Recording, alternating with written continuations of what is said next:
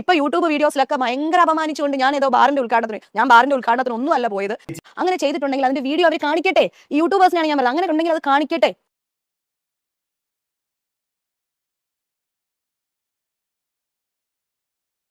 നിങ്ങൾ മനസ്സിലാക്കേണ്ടത്, ഒരു ബാറിന്റെ ഉദ്ഘാടനത്തിന് പോകുന്നതോ അല്ലെങ്കിൽ ബാറിൽ പോയി വെള്ളം അടിക്കുന്നതോ അല്ലെങ്കിൽ ഒരാളുമായിട്ട് അടുപ്പമുണ്ട്, രാത്രിയിൽ അവർ തമ്മിൽ ബന്ധപ്പെടുന്നതോ, ഇതൊന്നും ഒരു ഇപ്പോഴത്തെ കാലത്ത് ഒരു നൈറ്റ് ലൈഫിലെ ഒരു പുതിയ തലമുറയിലെ ജീവിത രീതിയെ സംബന്ധിച്ച് പ്രശ്നമേ അല്ല. പക്ഷേ ഇല്ലാത്തൊരു കാര്യം ഉണ്ടെന്ന് പറഞ്ഞിട്ട് ഇതേ ലക്ഷ്മിപ്രിയ തന്നെ പറയുന്നു, ഞാൻ ബാറിന്റെ ഉദ്ഘാടനത്തിന് പോയിട്ടില്ല, ഞാൻ ഇങ്ങനെയുള്ളതൊന്നും അല്ലെന്ന്. അപ്പം നമ്മളത് കാണിച്ചു കൊടുക്കണ്ടേ?